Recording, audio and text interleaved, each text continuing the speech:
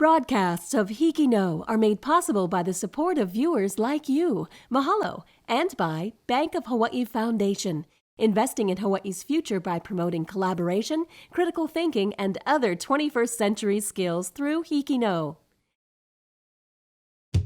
Aloha, I'm Juliana Scharnhorst. I'm Jordan Patel. I'm Risho Kote. And I'm Danielle Kalubakib. We're here on the campus of H.P. Baldwin High School on the slopes of the West Maui Mountains, home base for today's episode of HIKI NŌ, the nation's first statewide student news network.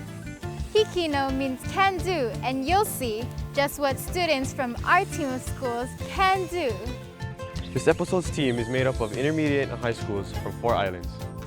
From Hawaii Island, we have Waiakea High School and Hawaii Academy of Arts and Science. On Oahu, we have Mililani Middle School, Kaimuki Middle School, Waipahu High School, and Waianae High School. From Kauai Island, we have Kula Niihau O Kekaha. And from Maui, of course, your host for this show, Henry Perrine Baldwin High School, home of the Mighty Bears. On this show, you'll hear from diverse student voices from across the island chain, telling stories that connect communities. On HIKI NŌ, Can do. Before we introduce our first story, we'd like to recognize the grant organizations that made HIKI NŌ a reality. They believed that Hawaii could create the nation's first statewide student news network. They put their faith in us and said can do. To them, we say mahalo. H.P. Baldwin High School is named after Henry Perrine Baldwin, a philanthropist and savvy businessman who was born and raised on Maui. He was widely known for being a part of Alexander and Baldwin. In 1939, Baldwin High School opened its doors to the students of Wailuku, and next year we will be celebrating our 75th anniversary. Here, students have excelled in many areas ranging from academics to sports. Now let's head over to Waiakea High School on the Big Island of Hawaii, where a baseball player who has become a big hit owes part of his success to one special individual. Being active was a regular part of my life also, you know, growing up by the ocean, swimming a lot. And so raising our kids that way was a way of life. As a mother, Elizabeth Masaoka wanted the best for her children. For her, that meant being active and having fun. She always enjoyed taking us to the beach. And I know it's just something that, you know, when we went out there, it was for us. Elizabeth's love for sports would soon become a love for all her children, including her youngest Onan. He just loved playing. He was like any other normal kid, you know, run around and, you know, get into his sisters and brothers' hair. But I just remember him being real strong and just wanted to have fun. She was the one that, you know, cared for us. Raising a family, keeping them active, and working part-time would be too much for some, but not for Elizabeth. There was nobody else that was going to coach that team that year. So I just stepped up to the plate and I decided to coach. Onan was young, but he won't soon forget all that she's done for him. You know, knowing that, hey, my mom's on the field because, you know, she, in a way, wanted to be there and, you know, but also maybe just, you know, had to, but she did it anyway. Well, I believe we had practice, if I remember right, it was like Monday, Tuesday, Wednesday, Thursday. You know, was pretty regular and, yeah, demanding, you know. When it started to get to coach pitch, fathers wanted to be the ones that were on the mound. So T-ball was me. Their hard work led to success on the field. Onan fell in love with baseball and continued playing. Although he experimented with other sports in high school, nothing gave him the satisfaction of standing on the pitcher's mound. He made the decision to focus on baseball and, you know, do his studies in his senior year and see where it went from there. And go somewhere it did. The summer before his senior year of high school, Onan attended the area code of baseball in California. Towards the end of his senior year, Onan received an invitation to attend spring trainings in Florida. The Pro League hopeful jumped at the opportunity, and although his prospects for a spot on the team seemed decent, he would not know until opening day whether or not his years of practice would pay off. When the first game of the season arrived, Onan and his family got their answer. He comes out of the locker room and he comes and he tells us he made the team. I think that moment, it was, for me,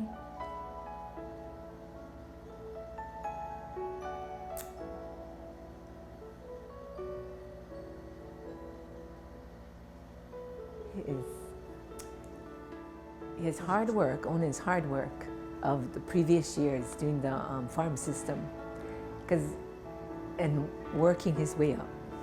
It's work, it's dedication, it's commitment. So when he came out and he said he made the team, it just overwhelmed us. After a successful year as a pitcher for the Los Angeles Dodgers, Onen made the decision to return to his hometown of Hilo and put his past year's experience to use. He's a good son. You know, to see this level where he is now, he's still my son. He's still my youngest. Meanwhile, Onen isn't afraid to acknowledge his admiration for his mother. Yeah, I think, you know, she's not just, you know, not in a way jumping around, but she's tried out different things, and, you know, when she feels that she's capable of doing it, she's gonna, you know, do it with all her heart. And that's, you know, a part of stepping on the field and being there as a mom. Life, like baseball, sometimes involves straying far from where we start. For Onen, there is a comfort in knowing that no matter where his athletic and personal lives take him, his coach, on and off the field, will always be waiting for him back at home. This is Ruana Garcia from Waiakea High School reporting for HIKI NŌ. If you'd like to stay connected with what's happening on HIKI NŌ, you can log on to our Facebook page. It's full with photos and current info regarding the show. You can also follow us on Twitter at HIKI NŌ Can Do. It's a great way to get reminders about upcoming episodes. We're here on the Valley Aisle of our Workplace Readiness Program's garden, in which Ms. Cynthia Bennett has taught students sewing, food service, landscaping, and housekeeping for over 30 years. The students have their own kitchen, garden, and store where they sew many things that they give to their community service partner, the Maui Cancer Institute. The success of the program is mainly dedicated to Ms. Bennett's dedication and helping them throughout their 4 years in high school. Now from the island of Oahu, here's Mililani Middle School bringing us a story about a Rainbow Warrior football legend who has become the star of the field by helping others. Before Colt Brennan, before Timmy Chang, the University of Hawaii football fans had a quarterback to rally behind as he led the then Rainbow Warriors to 2 winning seasons, a bowl game, and national recognition by beating the powerhouse BYU, a game that is still talked about today. Instead of pursuing a path to the NFL, this football star chose a career in helping others. As you said, Rick, total domination. Gabriel back to pass, throws long, he wants a touchdown, Blanche, touchdown! Picture perfect play. Garrett right on the money. I'm very appreciative of what the University of Hawaii did for me as a football player, and you know, also what my sons can look forward to in terms of, you know, having a dad who went out and played collegiate sports and attended college. I think that's more important, that they can see that, you know, that vision and have something to strive for. Our role as school-based behavioral health is to work with students here at the school with emotional and behavioral problems. I kind of felt I was a little destined to be in this career field because growing up, my mother took care of foster children. She would always say that, you know, you got to understand that we are very fortunate to be in the situation we're in, and that some of these kids don't have what we have. For me, that was kind of an eye-opening experience in terms of I would ask her, you know, why, you know, do you do what you do? That was kind of her job, taking in kids, and so I think that's where I kind of developed the compassion for kids who weren't as fortunate as we are and had, you know, difficulties, whether it be broken families, you know, death of a parent. I mean, any situation, I kind of knew that, you know, these kids need help, and, you know, my mom used to take them in. So, I mean, the transition to being a counselor was much easier, and, you know, being non-judgmental, accepting kids for who they are, just people in general. I think that was what I learned growing up. Being in a sports figure, being a role model for some of these students, not so much the younger generation, but I mean, because I'm a little older, but a lot of these kids very attracted to sports, and, you know, they have a connection with sports figures, and I feel I kind of fit that role for the students. We are fortunate to have Garrett Gabriel on staff here at our school. With every student he helps, he scores a touchdown for that student's future, as well as the future of our community. From Mililani Middle School, this is Haley Fujimori for HIKI NŌ. When you first arrive at Baldwin, you are greeted with these 6 trees. The class of 1966 planted these 6 trees to commemorate their years at high school. Now, 46 years later, the class of 2012 will embark on a similar journey. From the Central Valley of Wailuku, Maui, let's head over to the gentle slopes of Puna, Hawaii to hear from the Hawaii Academy of Arts and Science. Here at the Hawaii Academy of Arts and Science, we're the first in the state to offer a surf elective for students. 4 days a week, teachers take students down to the Isaac Hale Beach Park at Poho'iki, where students will surf and ride waves and enjoy the ocean.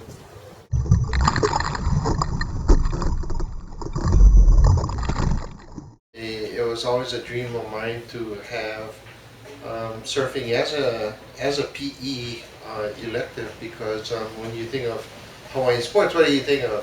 First thing that comes to your mind is surfing, canoe paddling, sailing, that kind of stuff. So it fit naturally into a new charter school where we can create new horizons and do different kinds of elective.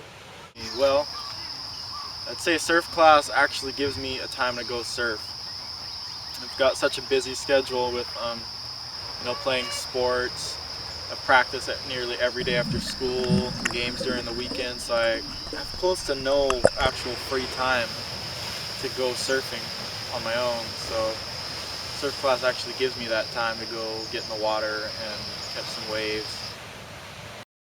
It's a healthy activity, and actually there's so many students that already surf, and they're not trained on tides and currents and the dangers of the reef and the ocean in general. So actually the idea was to make it a safer weekend sport by actually instructing them.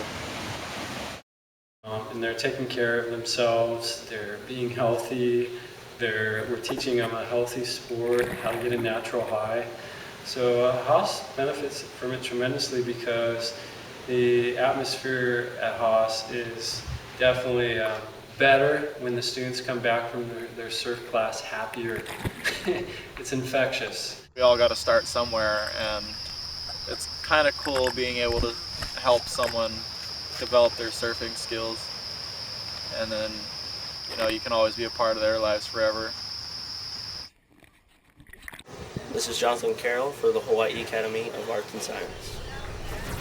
When performing a school play, you'd never think that would be the starting point for your whole career. But that's what happened to Maui musical legend Amy Hanai-Li'i, who first performed on the Baldwin High School stage. Baldwin High School is more than fortunate to have this iconic auditorium being used for over 73 years to host school plays, school talent shows, community events, and even host former President Bill Clinton, who spoke at Baldwin in 2004. If you'd like to stay connected with what's happening on HIKI NŌ, log on to our Facebook. It's full of photos and information regarding the show. You can also follow us on Twitter at HIKI NŌ Can Do. It's a great way to get information about upcoming episodes. Now let's go to the beautiful island of Kauai, where Kula Niihau O Kekaha shares with us their story about how music has inspired them all the way from Boston. I ta manawa mo I hui ai ki kumualaka I kula ki o ki Kula Niihau O Kekaha o ho Kula Niihau me Steven Weber. Ua lela oia aole I loa ai ki tahi po I tutulu I ki tahi lumi o te leo. Oia no ta ohana pane mai lau Steven Weber, a pela I homata I ke mua lelo. Ua hele ho mei oia no ki kolua ta manawa ma loko ka lumi o te leo ane I tutulu ai. Ke ololo hiti ai te walau mei he aha ta ohana ma Berklee College of Music. My position at Berklee College of Music is that I'm a professor there. I teach in the music technology and professional writing division. And I thought it would be really great to bring those faculty over here to Kula Niihau. I didn't plan on what a unique and special spirit you guys have here. So I wanted to share that with my fellow faculty.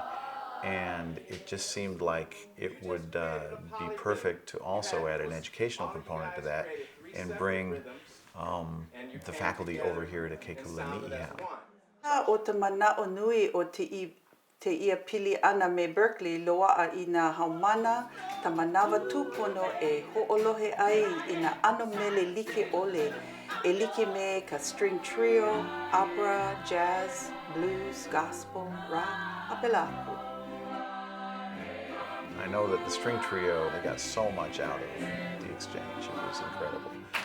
Second year we brought Darcel Wilson over, who was an R&B singer. Then the third time we had Gabrielle Goodman, who was a spiritual and gospel and R&B singer. All of the faculty that I bring over to Kula Niihau wind up just walking on air by the time they're leaving because of the spirit of the place and the uniqueness. They have such a great experience that it really feeds the soul of the Berklee faculty to come over and share with you guys here. And I think, it makes them feel good too to be trying to share some educational things about music with, with the students here at Kula Niihau. Mamacha makahiti a Berklee me lalo te makahiti mateicha makahiti. Ratumula ko me lalo me ite amato na makahiti ako. La ko me ta ko leo himini ano maitai. Te pogena mat tamato ke himini ako. Kenano talo ko mehani. We've had 3 years so far of faculty exchange now between Berklee College of Music and Kula Niihau. And I'm hoping this is just the beginning and that we'll look back in another 20 years and just be amazed and marvel at the wonderful relationship that has been developing over the decades.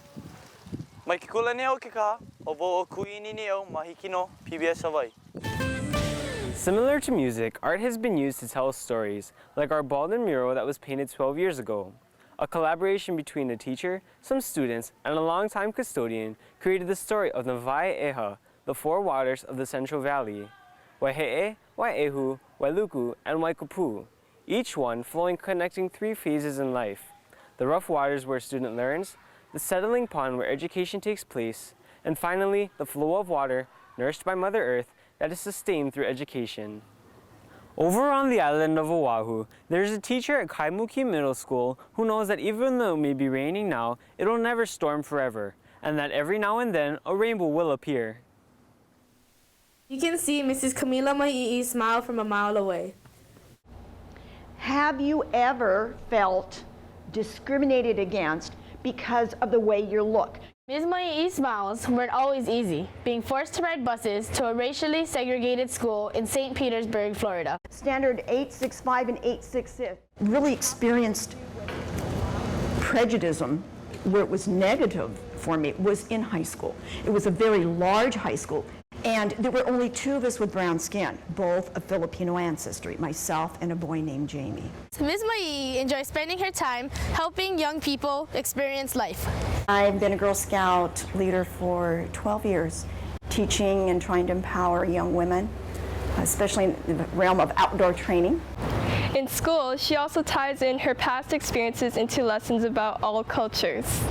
It just sort of jumps out of me based on literature or whether we're talking about civil rights movement, and I find that I just sort of weave in my past, not just my own experiences, but my family, my grandfather being a political prisoner in Dachau in Germany, or my father being part of the Bataan Death March in the Philippines. All these stories just sort of weave in and out. My stepfather, that was of the Aryan nation. I learned this as an adult from my pastor. He said, when things are tough, you're either going to get better, get over it, become a better person from having gone through this terrible trial, or you're going to be bitter. And that's the way it is. And I chose to be better, to get over it, thinking there must be some sort of a life lesson that I can learn through all of this. I can't change the world, but I can change myself, my attitude, and my little corner of wherever I go. I can be my own little spark plug. Art is a form of freedom of expression, and here at Baldwin High School, the legendary art teacher Jan Sato has guided students for years in expressing themselves. From graphic design artists to classical artists, even successful tattoo artists, Mrs. Sato has influenced many students who have become successful in expression. We now travel to Waipahu High School on the island of Oahu, where a local street artist there has found a way to use his art to overcome personal hardships. Meet Beethoven. He is an excellent student and he's quite well known in our community, but for what? Well, Beethoven is different from the classical music composer. He draws, he paints, he does art. I first started drawing at around 4 or 5 and I enjoyed it. And eventually I got better at it to do the more complicated stuff. So I am where I am now. As of recently, Beethoven and his family of 4 have been shrouded with financial problems. Well, despite the current situation that we're in right now, where most people would be like depressed or whatnot, he's actually using his talent and using it more in a way that it doesn't get him depressed, it just makes him more happy. So I'm actually quite, proud of him. Beethoven's main medium is aerosol paint, which is commonly used in graffiti, which in some circumstances can be illegal. With the help and permission of business owners and serious inquirers, it can be acceptable. In late July of 2011, Beethoven was chosen along with 5 other teenagers to be a part of 808 Urban's first junior board. 808 Urban is a non-profit organization that offers the community and the youth opportunities to express themselves through the use of art. Through there, I've been able to receive opportunities to sell my work. 808 Urban definitely helped Beethoven grow as an artist and as a person. He learned quite a few tricks from all the other artists, like how to use a can, an aerosol can. He's definitely stepped out of his shell. I'd say that Beethoven is a pretty inspirational artist, to me. Personally, I think that never in a million years I'd be able to catch up with his work ethic, his imagination, just his artistic skills in general. I don't have exact plans yet, but I'm planning to go on to college to expand my education. Maybe architecture, something with design, or anything involving even a little bit of creativity. Even though Beethoven faces hard times, he channels the negative aspects to positives throughout his art. This is Christian Salinas from Waipahu High School reporting for HIKI NŌ. Until late 2011, HP Baldwin High School was using a classroom-sized area as their main library. It wasn't until years of planning, lobbying, and cutting through a lot of government red tape that the brand new $8 million Wallace H. Fujii library became a reality.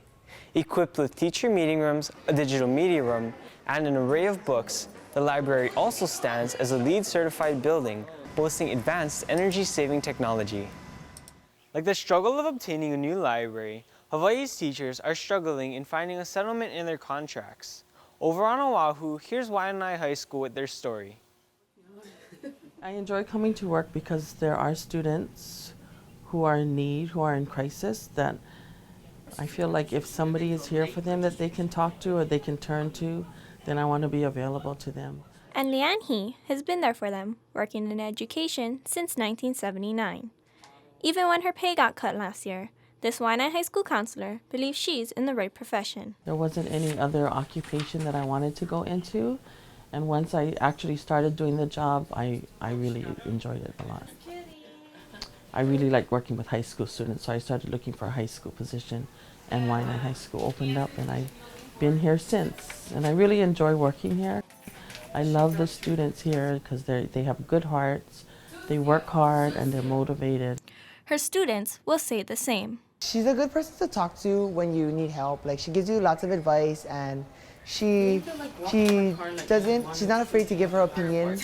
With 30 years of experience, he now counsels not just siblings of previous students, but their children as well.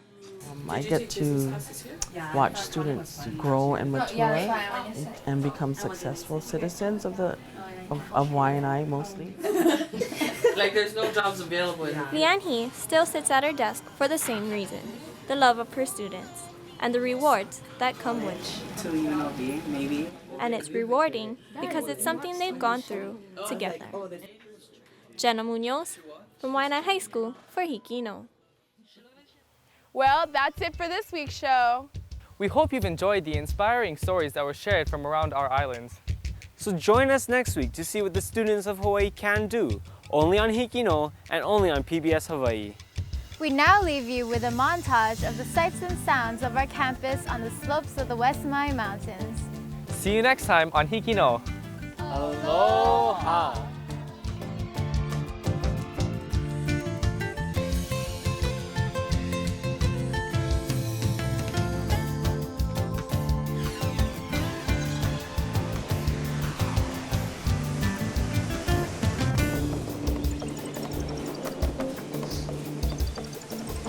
Are you filming like teenage interactions? Wait, why are you filming?